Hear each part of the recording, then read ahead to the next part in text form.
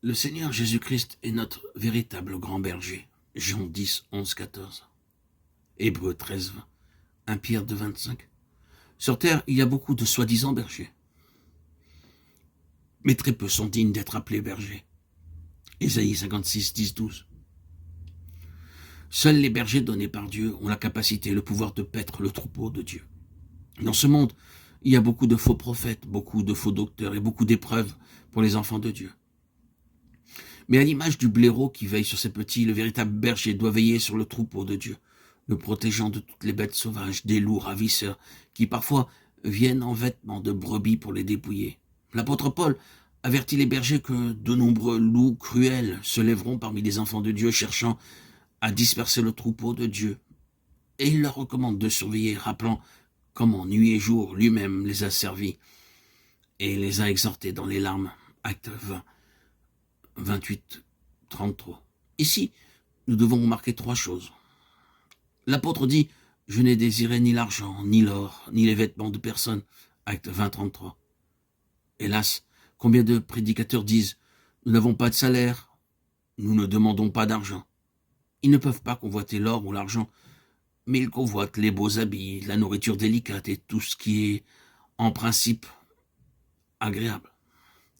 Très habilement, ils suggèrent en priant « Oh Seigneur, tu sais que je n'ai ni manteau ni chemise. Seigneur, je n'ai pas d'habit. » Et ils prient aussi bruyamment jusqu'à ce qu'ils puissent être entendus de partout.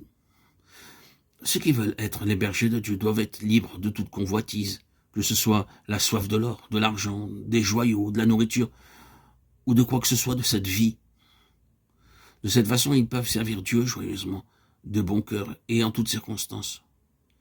De tels bergers peuvent vraiment veiller sur vous, mais les autres bergers en sont incapables. Ils nous apportent division et conflit. Tout ce que Paul recevait, il le partageait. Il déclare « Il y a plus de bonheur à donner qu'à recevoir ». Il travaillait de ses propres mains pour tous ceux qui étaient dans le besoin. Nous pensons que, en tant que prédicateurs, on nous doit tout et que tout ce que nous recevons doit aller dans notre poche.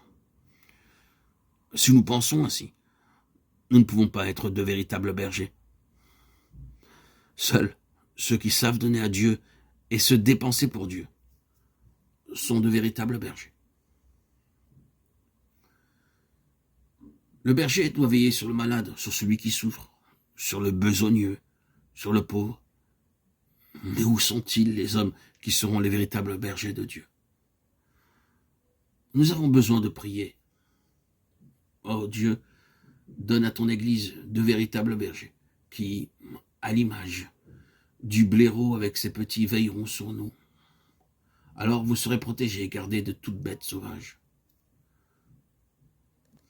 La dernière couverture qui recouvrait tout le sanctuaire était une couverture de peau de blaireau. Elle recouvrait le tabernacle dans son entier. Le blaireau est réputé pour être extrêmement vigilant envers ses petits.